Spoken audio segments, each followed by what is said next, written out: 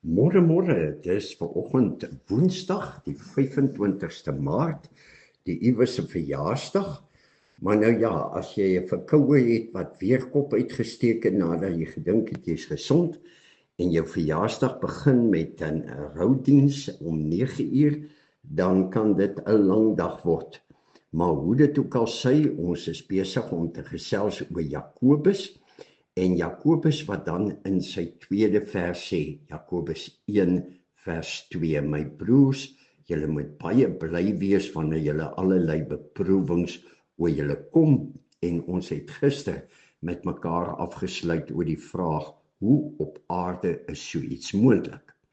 Die antwoord gee hy in die volgende vers 3, Jakobus 1 vers 3, want soos julle weet, as julle geloof die toets deurstaan het, stel dit julle in staat om te volhard.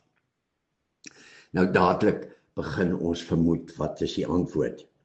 Wanneer ek nie meer oefeninge doen en beweeg nie, verloor ek dit.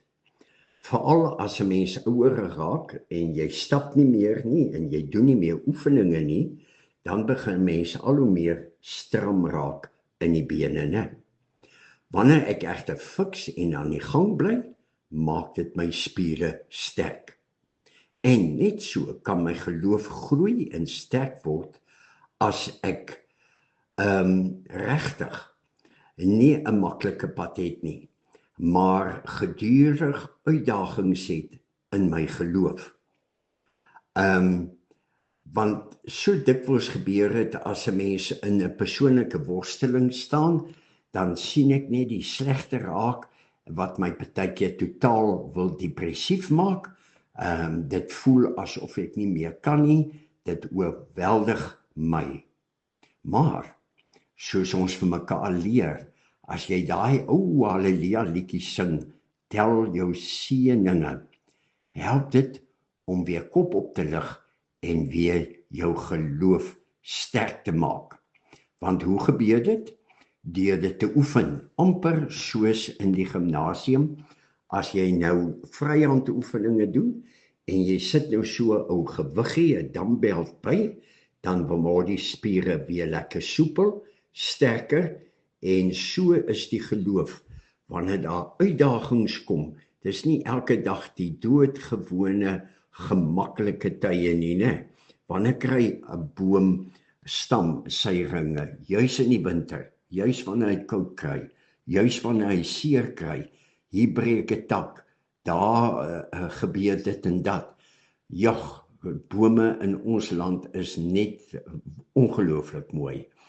Dis so wonderlik, en as jy nader staan, ek en my vrou Isaan, neem graag bome af, veral as dit nog so 'n laaste 2-spoor paadjie op die plase is, ons kan ons verkyk daarna, en as ons nader kom, dan sien jy maar hierdie boom het iewers seer gekry langs die pad.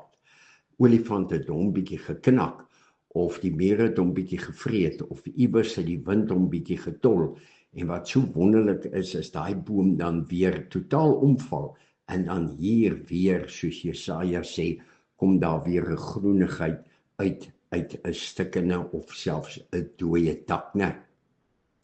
Dit laat my baie dink aan Michael White, hy's nou al oorlede, wat 'n bekende akademikus was, en hy het narratiewe relativiteitsteorie ontwikkel. Dit klink na 'n groot vloekwoord, maar eintlik is dit 'n baie maklike idee. Dit is wanneer jy jou storie vertel.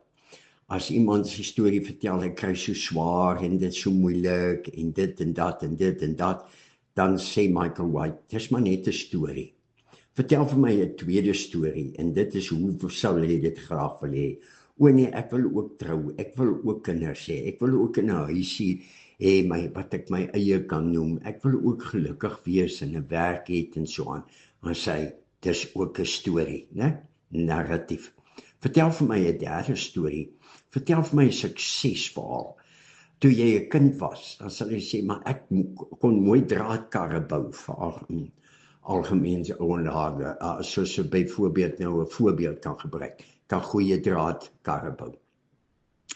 Dan hoe het jy dit gedoen? Nee, ek het drade opgetel en dat ek gekyk na die mooi karre en dat ek begin met 'n tang en ek het dit so gemaak.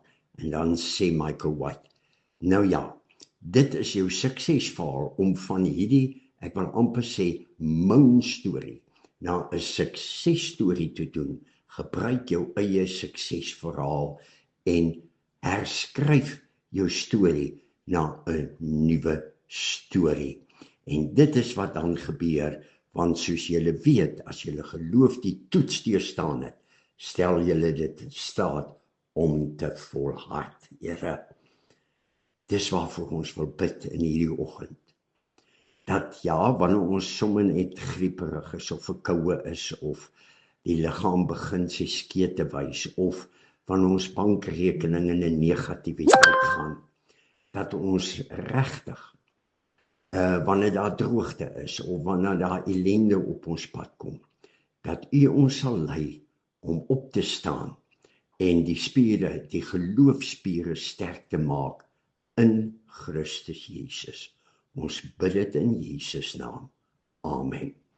Nou ja, ek hoop jy het ook 'n wonderlike Woensdag. Mooi loop.